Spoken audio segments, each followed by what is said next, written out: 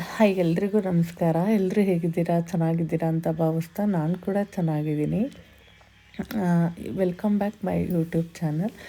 ನಂದು ಇವತ್ತು ತುಂಬಾ ಸ್ಪೆಷಲ್ಲಾಗಿರೋ ದಿನ ಅಂತ ಹೇಳ್ಬೋದು. ನನ್ನ ಜೀವನದಲ್ಲಿ ಮರೆಯೋಕ್ಕಾಗದೇ ಇರೋಂಥ ಒಂದು ಒಳ್ಳೆಯ ದಿನ ಈ ದಿನ ಅಂತ ಹೇಳ್ಬೋದು. ಇದು ಗುರುವಾರದ ಒಂದು ವ್ಲಾಗ್ ಆಗಿರುತ್ತೆ. ಏನಪ್ಪ ಅಂತ ಹೇಳಿದ್ರೆ, ನನ್ನ ಲೈಫಲ್ಲಿ ನಾನು ಒಂದು ಫೀಲ್ಡಿಗೆ ಬಂದು ಒಂದು 5 ವರ್ಷ ಆಯಿತು. 5 ವರ್ಷದಿಂದ ನಾನು ತುಂಬಾ ಎಕ್ಸ್ಪೆಕ್ಟ್ ಮಾಡ್ತಾಯಿದ್ದೆ ಈ ಒಂದು ಆಪರ್ಚುನಿಟಿನ. ನನಗೆ ದೇವರು ಇವತ್ತು ಒಂದು ನಾನು ನಂಬಿರೋ ಅಂಥ ರಾಘವೇಂದ್ರ ಸ್ವಾಮಿ ಇವತ್ತು ನನಗೆ ಆ ಚಾನ್ಸ್ನ ಕೊಟ್ಟಿದ್ದಾರೆ. ಇವತ್ತು ನಾನು ಅಲ್ಲಿಗೆ ರೆಡಿಯಾಗಿ ಹೋಗಬೇಕು. ನನಗೆ 2 ಗಂಟೆಯಿಂದ 5 ಗಂಟೆ ತನಕ ಒಂದು ಸೆಮಿನಾರ್ ಇದೆ. ನಾನು ಬೆಳಗ್ಗೆ ಎದ್ದುಬಿಟ್ಟು ಸ್ವಲ್ಪ ಒಂದು 8:30 ಆಯಿತು. 8:30ಗೆ ಎದ್ದು ನಾನು ಫ್ರೆಶ್ ಅಪ್ ಆಗಿ ಮತ್ತು ನಮ್ಮಮ್ಮ ಮನೆಯೆಲ್ಲ ಒರೆಸಿ ಕ್ಲೀನ್ ಮಾಡಿ ಕೊಟ್ಟಿದ್ದರು. ನನಗೆ ರಂಗೋಲಿ ಬರಲ್ಲ. ನನಗೆ ನಮ್ಮ ಫ್ಲಾಟ್ ಪಕ್ಕದವರು ರಂಗೋಲಿ ಹಾಕಿರ್ತಾರೆ. ಅದನ್ನು ಸ್ವಲ್ಪ ನೋಡಿಕೊಂಡು ಕಾಪಿ ಮಾಡ್ತೀನಿ. ನನಗೆ ರಂಗೋಲಿ ಯಾವಾಗಲೂ ಹಾಕಲ್ಲ. ಯಾವುದೋ ಒಂದು ಸಿಂಪಲ್ಲಾಗಿರೋ ರಂಗೋಲಿ ಅಂದರೆ ಹಾಕ್ತೀನಿ. ಸ್ವಲ್ಪ ಎಳೆ ರಂಗೋಲಿ ಎಲ್ಲ ಆ ಥರ ನಂಗೆ ತುಂಬ ಇಷ್ಟ, ಆದರೆ ಬರಲ್ಲ. ಯಾರಾದರೂ ನನ್ನ ಸ್ಟೂಡೆಂಟ್ಸು ಮನೆಗೆ ಬಂದರೆ ಕೇಳ್ತೀನಿ ಹಾಕ್ಕೊಡಿ ಅಂತ ಹೇಳ್ಬಿಟ್ಟು. ಅವರು ಕೆಲವೊಬ್ಬರು ಚೆನ್ನಾಗಿ ಹಾಕ್ಕೊಡ್ತಾರೆ. ಬಟ್ ಅದಕ್ಕೆ ನಾನೇನು ಮಾಡಿದ್ದೀನಿ ಅಂತ ಹೇಳಿದ್ರೆ, ಈ ಥರ ರಂಗೋಲಿ ಪ್ಲೇಟ್ ಬರುತ್ತಲ್ವ, ಆ ಒಂದು ರಂಗೋಲಿ ಪ್ಲೇಟ್ನ ತೆಗೆದು ಇಟ್ಕೊಂಡು ನಾನು ರಂಗೋಲಿನ ಹಾಕ್ಕೋತೀನಿ. ನಮ್ಮಮ್ಮ ಆದರೆ ನಮ್ಮಮ್ಮಂಗೆ ಒಂದು ಎಳೆ ಕೂಡ ಎಳಿಯೋಕ್ಕೆ ಬರಲ್ಲ. ನಾನಾದರೂ ಇಷ್ಟಾದರೂ ಮ್ಯಾನೇಜ್ ಮಾಡ್ತೀನಿ. ಕೆಲವೊಂದು ರಂಗೋಲಿನ ಹಾಕ್ತೀನಿ. ಕೊನೆಗೆ ರಂಗೋಲಿ ಎಲ್ಲ ಹಾಕ್ಕೊಂಡು ನನಗೆ ಈ ಮನೆಗೆ ಬಂದಾಗಿಂದ ಸ್ವಲ್ಪ ಹೂವು ಮತ್ತು ಕಳಶಕ್ಕೆ ಎಲೆ ಎಲ್ಲೂ ಸಿಗ್ತಾ ಇಲ್ಲ. ಸ್ವಲ್ಪ ಎಲ್ಲೋ ನನಗೂ ಹೋಗಿ ಹುಡುಕಿ ತೊಗೊಂಬರೋಷ್ಟು ಪೇಷನ್ಸ್ ಇಲ್ಲ. ಯಾರೂ ಹೂವದವ್ರು ಬರಲ್ಲ. ನಾನು ಪೂಜೆ ಮಾಡೋದಕ್ಕೂ ಮುಂಚೆ ನಾವು ಅದೇ ಗೋಮೂತ್ರನ ತೊಗೊಂಬಂದು ಊರಿಂದ ಇಟ್ಕೊಂಡಿರ್ತೀವಿ. ಅದನ್ನು ನಾನು ದೇವ್ರ ಫೋಟೋಕ್ಕೆಲ್ಲ ಹಾಕಿ ಒಂದು ಹೂವಿಂದ ದೇವ್ರ ಫೋಟೋಕ್ಕೆ ಹಾಕಿಬಿಟ್ಟು, ಆಮೇಲೆ ಸ್ವಲ್ಪ ದೇವ್ರದ್ದು ಅದು ಸ್ಟ್ಯಾಂಡ್ ಏನಿದೆ ಅದನ್ನು ಕ್ಲೀನ್ ಮಾಡ್ಕೊತೀನಿ. ಯಾವಾಗಾದರೂ ಸಮ್ಟೈಮ್ ಸಿಗುತ್ತೆ ಹೂವು, ಎಲ್ಲಾದರೂ ಹುಡಿಕೊಂಡು ಹೋದಾಗ ಕಳಶಕ್ಕೆ ಎಲೆ ಸಿಗುತ್ತೆ. ಒಂದೊಂದು ಸರಿ ಸಿಗೋದೇ ಇಲ್ಲ. ಹಾಗಾಗಿ ಮನೆಗೆ ಬಂದಾಗಿಂದ ಸರಿಯಾಗಿ ನನಗೆ ಕಳಶಕ್ಕೆ ಎಲೆ ಕೂಡ ಸಿಗ್ತಾಯಿಲ್ಲ. ಸ್ವಲ್ಪ ಎಲ್ಲಪ್ಪ ಹುಡ್ಕೊಂಡು ಹೋಗೋದು, ವಾಪಸ್ ಹೋಗಬೇಕು. ನಾನು ಶಾಪಿಂದ ಮುಂದೆ ಹೋದರೆ ಸ್ವಲ್ಪ ವಾಪಸ್ ಹೋದರೆ ಸಿಗುತ್ತೆ. ಆ ಟ್ರಾಫಿಕಲ್ಲಿ ಹೋಗೋವಷ್ಟು ಪೇಷನ್ಸೇ ಇರಲ್ಲ ನನಗೆ. ಅಲ್ಲಿ ನಮ್ಮ ದೇವರು ಸ್ಟ್ಯಾಂಡ್ ಮೇಲ್ಗಡೆ ನನ್ನ ಮಗಳದ್ದು ಹುಂಡಿ ಇದೆ. ಅದೆಲ್ಲಾದರೂ ಮಿಸ್ ಆಗಿಬಿಡುತ್ತೆ ಸಮ್ಟೈಮ್. ಅದಕ್ಕೆ ಹುಂಡಿನ ಅಲ್ಲಿ ಮೇಲ್ಗಡೆ ಇಟ್ಟಿದ್ದೀನಿ. ತುಂಬ ದೊಡ್ಡ ದೊಡ್ಡ ಫೋಟೋಸ್ ಎಲ್ಲ ಇದೆ, ಅಂದರೆ ಇಡೋದಕ್ಕೆ ಇಲ್ಲಿ ಜಾಗ ಇಲ್ಲ. ಇಲ್ಲಿ ಸ್ವಲ್ಪ ದೇವ್ರ ಮನೆ ಇಲ್ಲ, ಏನೋ ಒಂದು ಚಿಕ್ಕದೊಂದು ಸ್ಟ್ಯಾಂಡ್ ಕೊಟ್ಟಿದ್ದಾರೆ. ನಮ್ಮದು ಅಪಾರ್ಟ್ಮೆಂಟು ಆಗಿರೋದ್ರಿಂದ ಯಾವುದೇ ರೀತಿ ದೇವ್ರ ಮನೆ ಕೊಟ್ಟಿಲ್ಲ, ಒಂದು ಸ್ಟ್ಯಾಂಡ್ ಕೊಟ್ಟಿದ್ದಾರೆ. ಅದರೊಳಗಡೆ ಸ್ವಲ್ಪ ನಾವು ಫೋಟೋಸ್ನ ಇಟ್ಕೊಂಡು ಪೂಜೆ ಮಾಡೋಣ. ಪೂಜೆ ಮಾಡಬೇಕಲ್ಲ, ನಮಗೆ ಪೂಜೆ ಮಾಡಿಲ್ಲ ಅಂದರೆ ಏನೋ ಒಂಥರ ಸಮಾಧಾನ ಇರಲ್ಲ. ಹಾಗಾಗಿ ಫೋಟೋಸ್ ನಮಗೆ ಬೇಕಾಗಿರೋಂಥದ್ದೆಲ್ಲ ಫೋಟೋಸನ್ನು ಇಟ್ಕೊಂಡಿದ್ದೀವಿ. ಸ್ವಲ್ಪ ಅಲ್ಲಿ ಕೆಳಗಡೆ ಎಲ್ಲ ಇಟ್ಟು ಮೇಲೆ ಎಷ್ಟು ಫೋಟೋಸ್ ಬೇಕು ದೀಪಗಳೆಲ್ಲ ಇಟ್ಕೊಂಡು ಆ ಥರ ಡೈಲಿ ಪೂಜೆ ಮಾಡ್ತೀವಿ. ನಾನು ಅವತ್ತು ನನಗೆ ಅವರು ಕೇಳಿದರು ಯಾವ ದಿನ ಕ್ಲಾಸ್ ಮಾಡೋಣ, 10ನೇ ತಾರೀಕು ಮಾಡೋಣ ಅಂತ ಕೇಳಿದರು. ನಾನು ಬೇಡ 9ನೇ ತಾರೀಕು ಅಂತ ಹೇಳಿಬಿಟ್ಟು, ನಾನು ಯಾವುದೇ ಒಂದು ಒಳ್ಳೆ ಕೆಲಸ ಮಾಡಬೇಕು ಅಂದರೆ ಗುರುವಾರನೇ ನಾನು ಮಾಡೋದು ಕೆಲಸನ. ನನಗೆ ನೋಡಿ ತುಳಸಿ ಕೂಡ ಸಿಕ್ಕಿಲ್ಲ. ಯಾವತ್ತಾದರೂ ಒಂದೊಂದು ದಿನ ತುಳಸಿ ಎಲ್ಲ ಸಿಗುತ್ತೆ. ಈ ವಾರ ನನಗೆ ತುಳಸಿನೂ ಕೂಡ ಸಿಕ್ಕಿಲ್ಲ. ಹಂಗೆ ಸಾವಂತಿಗೆ ಹೂವನ್ನೇ ಇಟ್ಟು ನಾನು ನಮ್ಮ ಕೈಲಿ ಏನಾಗುತ್ತೆ ಎಷ್ಟಾಗುತ್ತೆ ಅಷ್ಟನ್ನು ರಾಯರನ್ನ ಭಕ್ತಿಯಿಂದ ಕೇಳಿಕೊಂಡು, ನಮ್ಮ ಕೈಲಿ ಆಗೋದು ಎಷ್ಟು ಶಕ್ತಿ ಕೊಟ್ಟಿರ್ತಾರೆ ಅಷ್ಟು ನಾವು ಪೂಜೆ ಮಾಡಿದ್ರೆ ರಾಯರು ಎಲ್ರಿಗೂ ಒಳ್ಳೇದು ಮಾಡೇ ಮಾಡ್ತಾರೆ ಅಂತ ಅಂದ್ಕೊಂಡಿದ್ದೀನಿ. ನಿಜವಾಗ್ಲೂ ನನಗೇನಾಗುತ್ತೆ ಆ ಥರ ನಾನು ಮಾಡ್ಕೊಂಡು ಹೋಗ್ತಾಯಿದ್ದೀನಿ. ಇದೇ ಥರ ಮಾಡಬೇಕು ಅನ್ನೋದಿಲ್ಲ. ನನ್ನ ಕೈಲಿ ಸಾಧ್ಯವಾದಷ್ಟು ಮಾಡ್ತೀನಿ. ದೇವರು ನಮಗೆ ಒಳ್ಳೇದು ಕೊಟ್ಟರೆ ಸಾಕು ಅಂತ ಅನ್ಕೋತೀನಿ. ನಾನು ಅವತ್ತೆಲ್ಲ ದೇವರು ಅದೆಲ್ಲ ಸ್ಟ್ಯಾಂಡೆಲ್ಲ ರೆಡಿ ಮಾಡಿಕೊಂಡು ನಾನು ಪೂಜೆ ಮಾಡಿ ಹೋಗಬೇಕಾಗಿತ್ತು.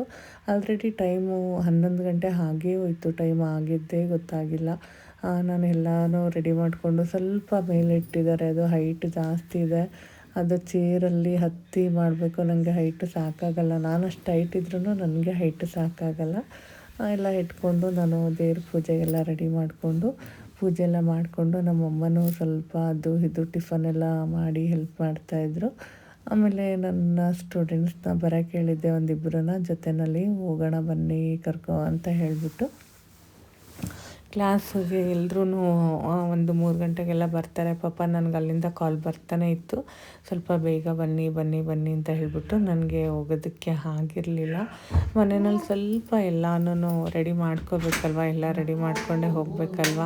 ಹಾಗಾಗಿ ರೆಡಿ ಮಾಡಿ ಪೂಜೆ ಮಾಡಿ ನನಗೆ ಹೋಗಿಲ್ಲ ಅಂದರೆ ಸಮಾಧಾನವೇ ಇರಲ್ಲ. ನನಗೇನೋ ಒಂಥರ ರಾಯರ ಹತ್ರ ಬೇರೆ ಜನದ ಹತ್ರ ನಾವು ಹೇಳ್ಕೊಂಡು ನಮಗೆ ಈ ಥರ ನಾವು ಹೋಗ್ತಾ ಇದ್ದೀವಿ ಅಂತ ಅವ್ರ ಹತ್ರ ಇವ್ರ ಹತ್ರ ನಮ್ಮ ಕಷ್ಟಗಳೆಲ್ಲನೂ ಹೇಳ್ಕೊಳ್ಳೋದಕ್ಕಿಂತ ನಮ್ಮೆಲ್ಲ ಕಷ್ಟನೂ ರಾಯರ ಹತ್ರ ಹೇಳ್ಕೊಂಡ್ರೆ ಒಳ್ಳೆಯದು ಅಂತ ಅನ್ನಿಸ್ಬಿಟ್ಟಿದೆ ನನಗಂತೂ. ಇತ್ತೀಚೆಗಂತೂ ನಾನು ಎಲ್ಲೇ ಹೊರಗಡೆ ಹೋಗಬೇಕು ಅಂತ ಹೇಳಿದ್ರು ರಾಯರ ಹತ್ರ ಹೋಗಿ ನಿಂತ್ಕೊಂಡು ನಾನು ಈ ಥರ ಒಂದು ಕೆಲಸದ ಮೇಲೆ ಹೋಗ್ತಾ ಇದ್ದೀನಿ, ನನಗೆ ಒಳ್ಳೇದು ಮಾಡು ಅಂತ ಕೇಳಿಕೊಂಡೆ ನಾನು ಹೋಗೋದು. ಅದು ಅಲ್ಲಿಂದ ಬಂದು ನನ್ನ ಕೆಲಸ ನಿಜವಾಗ್ಲೂ ತುಂಬಾ ಸಕ್ಸಸ್ಫುಲ್ಲಾಗಿ ಆಗುತ್ತೆ. ನಾನು ಅಲ್ಲಿಂದ ಬಂದಿದ್ದಾದ್ಮೇಲೂ ಮತ್ತೆ ಹೇಳ್ತೀನಿ, ನನಗೆ ಇವತ್ತು ಒಳ್ಳೇದಾಯ್ತಪ್ಪ, ನನಗೆ ಒಳ್ಳೆ ಕೆಲಸ ಎಲ್ಲ ನನಗೆ ಸಕ್ಸಸ್ಫುಲ್ಲಾಗಿ ಆಯಿತು ಅಂತ ಹೇಳಿ ಮತ್ತೆ ಒಂದು ನಮಸ್ಕಾರ ನಾನು ರಾಯರ ಹತ್ರಕ್ಕೆ ಮಾಡ್ಕೊತೀನಿ. ಪ್ರತಿದಿನ ನನ್ನ ಒಂದು ಡೈಲಿ ಇದೇ ಥರ ಇರುತ್ತೆ. ನನಗೆ ಮಲಗುವಾಗ ಎಲ್ಲಾದರೂ ಹೋದಾಗ ಬಂದಾಗ ಯಾವಾಗಲೂ ಪ್ರತಿ ಸರಿ ನಾನು ರಾಯರ ಹತ್ರ ಬಂದು ಹೇಳ್ತಾನೆ ಇರ್ತೀನಿ, ಹಿಂಗಿದೆ, ಈ ಥರ ಇದೆ, ಈ ಥರ ಇದೆ ಅಂತ. ನಾವು ಮನುಷ್ಯರ ಹತ್ರ ಹೋಗಿ ಹೇಳ್ಕೊಳ್ಳೋದಕ್ಕಿಂತ ನಮ್ಮ ಕಷ್ಟಗಳನ್ನೆಲ್ಲ ರಾಯರ ಹತ್ರ ಹೇಳ್ಕೊಂಡ್ರೆ ಒಳ್ಳೆಯದು ಅಂತ ಹೇಳ್ಕೊತೀನಿ. ಈ ದಿನ ಗುರುವಾರ ಅಂತೂ ತುಂಬಾ ಚೆನ್ನಾಗಿತ್ತು ಅಂತಲೇ ಹೇಳ್ಬೋದು. ಕೊನೆಗೆ ತುಂಬ ಈ ಒಂದು ವಿಡಿಯೋ ತುಂಬ ಲೆಂತಿಯಾಗಿ ಮಾಡಿದ್ದಾರೆ, ಬರೀ ಪೂಜೆ ಮಾಡೋದನ್ನೇ ತೋರಿಸ್ತಾ ಇದ್ದಾರೆ. ನಾನು ಸ್ಟೂಡೆಂಟ್ಸ್ ಹತ್ರ ಕೊಟ್ಟಿದ್ದೆ, ಸ್ವಲ್ಪ ಒಂದು ವಿಡಿಯೋನೇ ಪೂಜೆ ಮಾಡೋದನ್ನೇ ತುಂಬ ಲೆಂತಿಯಾಗಿ ಹಿಡಿದ್ಬಿಟ್ಟಿದ್ದಾರೆ.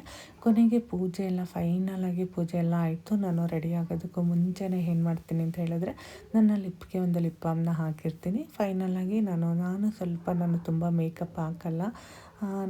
ನನಗೆ ಮೇಕಪ್ ಅಂದರೆ ನಂಗೆ ಅಷ್ಟೊಂದು ಮ್ಯಾಚ್ ಆಗೋಲ್ಲ. ನಾನು ಡೈಲಿ ನಂದು ಏನಿದೆ ಆ ಕ್ರೀಮ್ನೇ ಹಾಕೋದು ರೆಗ್ಯುಲರ್ ಯೂಸ್ಗೆ.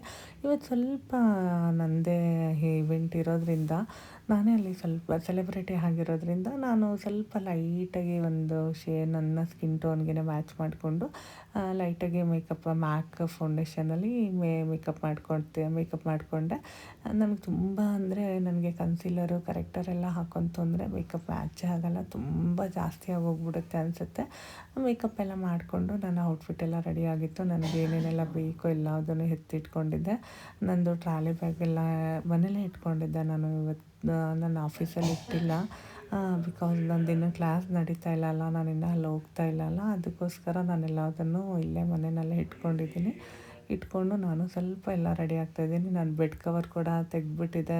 ನಾಳೆ ವೈಕುಂಠದ ಏಕಾದಶಿ ಇದೆ ಅಂತ ಹೇಳಿಬಿಟ್ಟು ಎಲ್ಲ ಬೆಡ್ ಕವರನ್ನು ತೆಗೆದು ಹಾಕಿದ್ವಿ. ಸ್ವಲ್ಪ ವಾಷಿಂಗ್ ಮಿಷಿನ್ಗೆ ಹಾಕ್ಬಿಟ್ಟು ವಾಶ್ ಮಾಡೋಣ ಅಂತ ಹೇಳಿಬಿಟ್ಟು.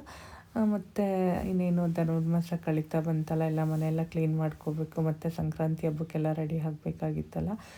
ಫಸ್ಟ್ ಈ ಥರ ನಂದು ಒಂದು ಮೇಕಪ್ ಎಲ್ಲ ಮುಗೀತು. ಮೇಕಪ್ ಎಲ್ಲ ಮುಗಿಸ್ಕೊಂಡು ನನಗೆ ತುಂಬಾ ಟೈಮ್ ಆಗ್ತಾಯಿದೆ. ನನಗೆ ಸ್ವಲ್ಪ ಟೈಮ್ ಜಾಸ್ತಿ ಹೋಗ್ತಾ ನಂಗೆ ಸ್ವಲ್ಪ ಟೆನ್ಷನ್ ಜಾಸ್ತಿ ಆಗಿಬಿಡುತ್ತೆ. ಸ್ವಲ್ಪ ಪ್ಯಾನಿಕ್ ಆಗ್ತೀನಿ, ಪೇಷನ್ಸ್ ಇರಲ್ಲ, ಪೇಷನ್ಸ್ ಎಲ್ಲ ಕಳ್ಕೊಂಬಿಡ್ತೀನಿ. ನಾನು ಪ್ಲ್ಯಾನ್ ಮಾಡ್ಕೊಂಡಿದ್ದೆ, ಇವತ್ತು ನಾನು ರಾಯರ ಮಠಕ್ಕೆ ಹೋಗ್ಬಿಟ್ಟು ನಾನು ರಾಯರ ಹತ್ರ ಆಶೀರ್ವಾದ ತೊಗೊಂಡು ನಾನು ಏನೇ ಒಂದು ಒಳ್ಳೆ ಕೆಲಸಕ್ಕೆ ಹೋಗ್ತೀನಿ ಅಂತ ಹೇಳಿದ್ರೆ ನಾನು ರಾಯರ ಮಠಕ್ಕೆ ಹೋಗಲೇಬೇಕು. ಹೋಗಿಲ್ಲ ಅಂದರೆ ಏನೋ ಒಂಥರ ನನಗೆ ಇವತ್ತು ಹೋಗಿಲ್ಲ, ಅದಕ್ಕೆ ನನಗೇನೋ ಒಂದು ಆಯಿತು ಅನ್ನೋ ಥರ ಅನ್ನಿಸ್ಬಿಡುತ್ತೆ. ಒಂದು ಚಿಕ್ಕ ಮಿಸ್ಟೇಕ್ ಆದ್ರೂ ನಾನು ರಾಯರ ಮಠಕ್ಕೆ ಹೋಗಲಿಲ್ಲ, ಅದಕ್ಕೆ ಆಯ್ತೇನೋ ಅನ್ನೋ ಥರ ಅನ್ನಿಸ್ಬಿಡುತ್ತೆ. ಅದೊಂಥರ ಫಿಕ್ಸ್ ಆಗಿಬಿಟ್ಟಿದ್ದೀನಿ. ನಾನು ಏನೋ ಒಂದು ಒಳ್ಳೆ ಕೆಲಸ ಮಾಡಿದ್ರೂ ನಾನು ರಾಯರ ಹತ್ರ ಹೋಗಿ ಕೇಳ್ಕೊಂಡಿಲ್ಲ ಅಂದರೆ ಆಗಲ್ಲ ಇವತ್ತು ಅನ್ನೋ ಥರ ಫಿಕ್ಸ್ ಆಗಿಬಿಟ್ಟಿದ್ದೀನಿ. ಹಾಗಾಗಿ ನಂಗೆ ಸ್ವಲ್ಪ ಬರ್ತಾ ಟೈಮ್ 12-12:30 ಆಗೋಕ್ಕೆ ಸ್ಟಾರ್ಟ್ ಆಗೋಯಿತು. ನಂಗೆ ಸ್ವಲ್ಪ ಟೆನ್ಷನ್ ಜಾಸ್ತಿ ಆಗ್ತಾಯಿತ್ತು. ನಾನು ಇಷ್ಟು ಬೇಗ ರೆಡಿ ಆಗ್ತೀನೋ ಅನ್ನೋ ಥರ ಬೇಗನೆ ರೆಡಿಯಾಗಿ ನನ್ನ ಔಟ್ಫಿಟ್ ಎಲ್ಲ ರೆಡಿ ಮಾಡಿಕೊಂಡು ನನ್ನ ಔಟ್ಫಿಟ್ನ ಮುಂದಿನ ವೀಡಿಯೋದಲ್ಲಿ ನಾನು ರಾಯರ ಮಠಕ್ಕೆ ಕೊನೆಗೂ ಹೋಗಿ ರಾಯರ ದರ್ಶನ ತೊಗೊಂಡೇ ಹೋದೆ. ಇವತ್ತು ನಾನು ಅಲ್ಲಿ ಹೋಗಿದ್ದಾದಮೇಲೆ ಆ ವಿಡಿಯೋನ ನೆಕ್ಸ್ಟ್ ಹಾಕ್ತೀನಿ. ವಿಡಿಯೋ ಇಷ್ಟ ಆಗಿದ್ದರೆ ಲೈಕ್ ಮಾಡಿ, ಸಬ್ಸ್ಕ್ರೈಬ್ ಮಾಡಿ. ಯಾರೆಲ್ಲ ಹೊಸ್ದಾಗಿ ನೋಡ್ತಾ ಇದ್ದಾರೆ ಸಬ್ಸ್ಕ್ರೈಬ್ ಮಾಡಿ. Thank you for watching.